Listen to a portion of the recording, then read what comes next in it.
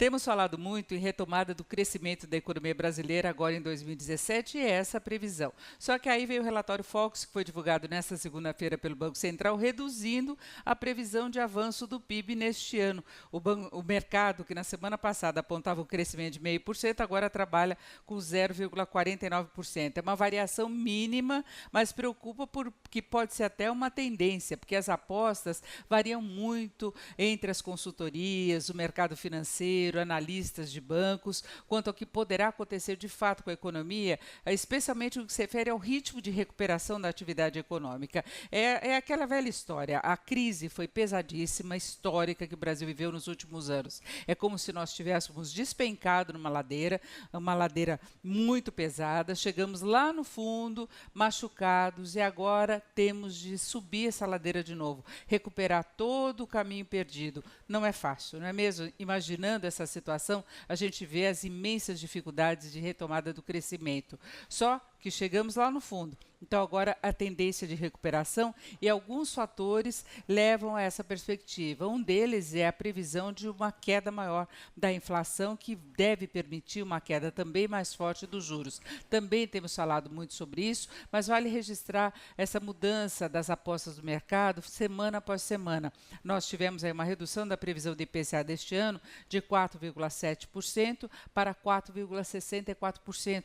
Esse corte já vem acontecendo há várias semanas consecutivas. É a confirmação pelos diversos índices dessa tendência de baixa da inflação. Então, o mercado vai atualizando, vai ajustando as projeções. Prevê, por enquanto, que a inflação só chegue ao centro da meta no ano que vem, que é os 4,5%. Agora, nos bastidores, sem ser nessa média das projeções, muita gente conta assim com a possibilidade de a inflação já chegar ao centro da meta neste ano, o que permitiria que a taxa básica de juros caísse talvez até abaixo do que o mercado vem prevendo. O mercado trabalha com a Selic no final deste ano em 9,5%.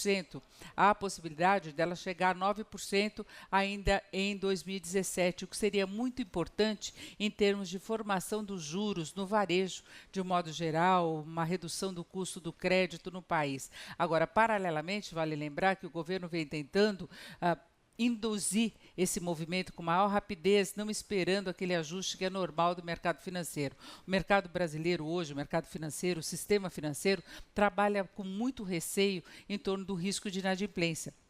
Porque o desemprego ainda é um dado desfavorável da economia, o desemprego ainda pode crescer nos primeiros meses deste ano, porque nós estamos saindo de uma situação de crise, mas os vários ramos de atividade ainda registram uma fraqueza enorme, até alguns dados mais negativos. Então, isso ainda pode levar a ajustes do mercado de trabalho, com consequente aumento do desemprego. O desemprego em alta eleva o risco de inadimplência. E aí os bancos, por medo desse calote, acabam mantendo os juros muito elevados, restrições à concessão de crédito. Então, o governo vem estudando medidas para tentar induzir um movimento diferente dos bancos. Já teve aquela história de acabar com o rotativo depois de um mês de uso. Isso vai começar a valer daqui a algum tempo. O brasileiro vai ter que acostumar a conviver, a viver sem o rotativo do cartão, o que é um dado muito positivo, vale observar, porque era uma verdadeira armadilha financeira. Então, você não consegue pagar toda a despesa na primeira fatura, depois de 30 dias haverá uma opção de parcelamento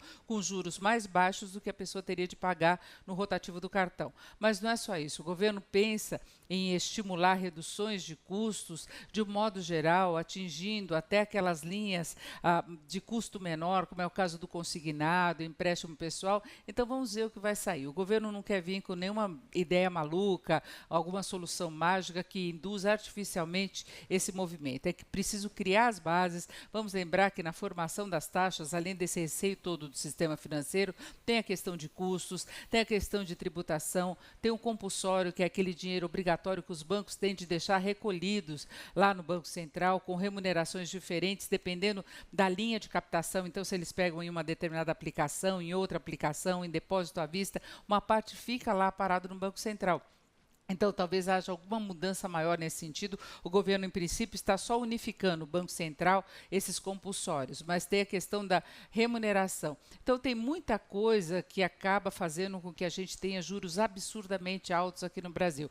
Não que não haja exagero, não que não haja um processo abusivo por parte do sistema financeiro na fixação dessas taxas, mas tem muito custo envolvido e os bancos, sim, pagam impostos, ao contrário do que muita gente questiona, dizendo por que não taxar os bancos. Se aumentar a taxação sobre os bancos, os juros sobem ainda mais. Então, o governo tenta mexer também nesse aspecto. Agora, voltando àquela questão da retomada do crescimento, então nós temos essa perspectiva de inflação mais baixa, combinada com juros mais baixos e um processo que pode envolver não apenas a taxa básica, aquela que é definida pelo Banco Central, a Selic, e também se espera que haja uma retomada dos investimentos. O governo também está tentando cuidar, com o atraso, da aceleração das concessões na área de infraestrutura e também se espera que haja uma safra recorde este ano. Isso pode alavancar um desempenho muito positivo da agricultura brasileira, pode estimular mais as exportações, o que também é um dado favorável na hora de se fazer as projeções para a economia brasileira em 2017. Podemos começar lentamente, na média, ficar com esse crescimento muito fraco que o mercado prevê, mas talvez o segundo semestre possa confirmar uma reação que já é esperada, uma reação um pouco mais vigorosa.